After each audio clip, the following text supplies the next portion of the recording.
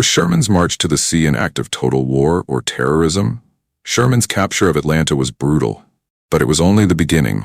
He ordered civilians to evacuate, stripped the city of military value, and prepared to march to Savannah. Along the way, his army would burn railroads, seize food, and leave Georgia howling. Was it total war? Absolutely. Sherman believed in breaking not just armies but societies. Was it terrorism? That depends on perspective. To Southerners, it was terror in uniform. To Sherman, it was the quickest way to end the war and save lives in the long run. Born in Ohio, raised by a foster family after his father died, Sherman was brilliant, erratic, and famously blunt. He married Ellen Ewing, daughter of a senator, and tried his hand at banking and law, both disasters. His military career was a roller coaster. He fought in the Mexican War, resigned, failed in business, and suffered a nervous breakdown early in the Civil War. But when the war demanded total commitment, Sherman delivered total war. By the summer of 1864, the Civil War had dragged into its fourth bloody year. In Virginia, Grant and Lee were locked in a trench-bound stalemate that smelled more like the Western Front of World War I than the rolling hills of America. Lincoln's re-election loomed, and the North was weary. Something dramatic had to happen, something that would prove the Union was winning. Enter William Tecumseh Sherman, the man who believed in fighting wars not just with bullets, but with psychology, fire, and fear. Sherman's target was Atlanta, the beating industrial heart of the Confederacy. Railroads, factories, supply depots, all roads led to Atlanta. If Sherman could take it, the Confederacy would be split, morale shattered, and Lincoln's political fortunes revived. But first, he had to fight his way through a gauntlet of battles that would test his army's endurance and his own iron will. Sherman's forces approached Atlanta from the north. Confederate General John Bell Hood, newly in command after Joseph E. Johnston was dismissed for being too cautious, decided to strike hard. At Peachtree Creek, Hood hurled his men at Union General George Thomas's Army of the Cumberland. The Confederates fought with ferocity, charging into Union lines like men possessed. But Thomas's veterans were steady. They repulsed Hood's attacks, inflicting heavy casualties. Hood's gamble failed, but it revealed his style. Reckless aggression, desperate to bleed Sherman's army before it reached Atlanta's gates. 2 days later, Hood tried again. This time, he attacked Sherman's left flank near Atlanta itself. The fighting was savage. Union General James B. McPherson, one of Sherman's most trusted subordinates, rode into the chaos and was shot dead, the highest-ranking Union officer killed in the war. The Union line wavered, but Sherman's men rallied. Artillery thundered, musket fire roared, and the Confederates were beaten back. Hood lost thousands of men in a single day. Atlanta's streets ran red, and Sherman pressed closer. Hood, undeterred, tried to block Sherman's westward movement at Ezra Church. Once again, he launched frontal assaults against entrenched Union positions. Once again, his men were slaughtered. Sherman's army, well dug in, repelled wave after wave. Hood's losses mounted, his army bleeding itself dry. Sherman, meanwhile, tightened the noose. He wasn't just fighting battles. He was maneuvering, cutting railroads, choking Atlanta's lifelines. The final blow came at Jonesboro. Sherman targeted the Macon and Western Railroad, Atlanta's last supply artery. Union forces smashed Confederate defenses, severing the line. Hood had no choice. On September 1st, he evacuated Atlanta, torching ammunition trains as he fled. The next day, Union troops marched into the city. Atlanta was theirs. Lincoln, upon hearing the news, breathed easier. The victory electrified the North, ensuring his re-election and giving Sherman the stage for his next act, the infamous March to the Sea. Sherman set up headquarters in the city and ordered civilians to evacuate. The few who remained watched helplessly as homes were looted, fires spread, and the city was stripped of military value. Sherman tried to contain the flames, sending patrols to douse fires and punish looters, but the inferno had a mind of its own. By the time his army left on November 16th, 40% of Atlanta was gone. Frustrated by Hood's raids in Tennessee and tired of chasing shadows, Sherman wrote to Grant and Lincoln, "I propose we break up the road from Chattanooga and strike out with wagons for Milledgeville, Mayan, and Savannah. I can make Georgia howl." On November 2nd, Grant replied with 3 words, "Go as you propose." November 11th, 1864. Just 3 days after Lincoln's re-election, Union soldiers begin tearing up Atlanta's rail lines, the steel arteries that once pumped life into the Confederacy. Sherman, restless and calculating, knows that Atlanta cannot simply be occupied. It must be rendered useless. By November 15th, his army prepares for its fateful 225-mile march to Savannah. But first, Sherman orders the destruction of Atlanta's industrial and commercial capacity. Factories, depots, warehouses, all reduced to rubble. He spares churches and private homes in theory, but in practice, fire is a fickle ally. Flames leap from building to building, consuming residential areas. By the morning of November 16th, nearly 40% of Atlanta lies in ashes. For its citizens, it is devastation. For Sherman, it is only the beginning. Sherman splits his force, Henry Slocum on the left, Oliver Howard on the right. Together, they command 62,000 infantry, 5,000 cavalry, and 2,000 artillerymen with 64 guns. With supply lines obliterated, the army must live off the land. Sherman's men march southeast toward Macon, their blue uniforms a moving wall of inevitability. Sherman dispatches foraging units to villages along the route. Official orders: avoid burglarizing civilian homes, focus on wealthy plantations. Reality: the bummers see free real estate. They seize livestock, meat, and grain.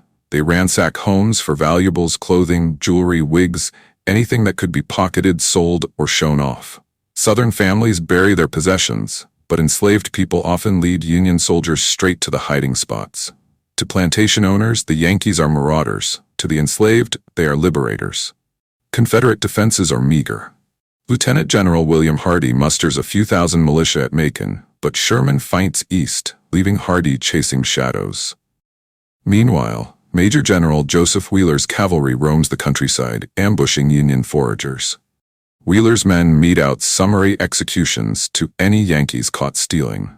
At Griswoldville, Wheeler lures Union cavalry into a trap, leaving them to clash with 3 brigades of Georgia militia. The skirmish is bloody, but Union numbers overwhelm the defenders. The militia suffers disproportionate casualties, a grim reminder of the Confederacy's dwindling manpower. As Union columns pass through northern Georgia, they not only destroy plantations but also free the enslaved people who work them. Thousands flock to Sherman's army, following the march in hopes of freedom. For the enslaved, the Yankees are salvation.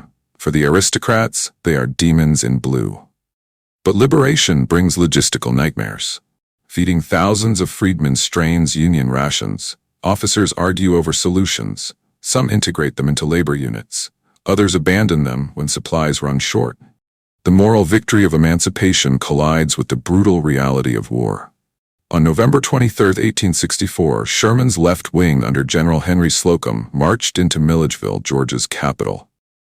The governor and state legislature fled in panic, leaving behind the political heart of the state. In a moment of theatrical mockery, Union soldiers convened in the Capitol building and staged a vote to repeal Georgia's secession. No shots fired, no blood spilled, just a symbolic humiliation that cut deeper than any bayonet. Sherman, ever the strategist of psychology, knew this was more than a stunt. It was a message. Georgia was broken, and the Union could not only burn its cities but ridicule its politics. With Atlanta already in ashes, Sherman gave his men freer rein. Cotton gins, mills, and factories were torched. Railroads were uprooted with crowbars twisted into Sherman's neckties, mangled iron loops impossible to repair.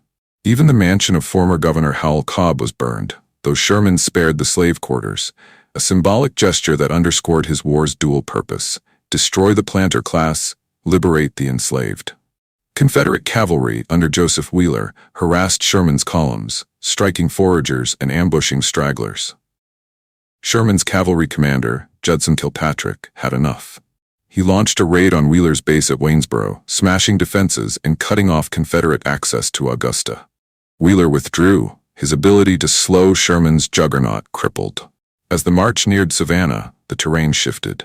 The fertile fields gave way to swamps and marshes, rich in mud but poor in forage. Supplies dwindled, while thousands of fugitive slaves continued to follow the army, desperate for freedom.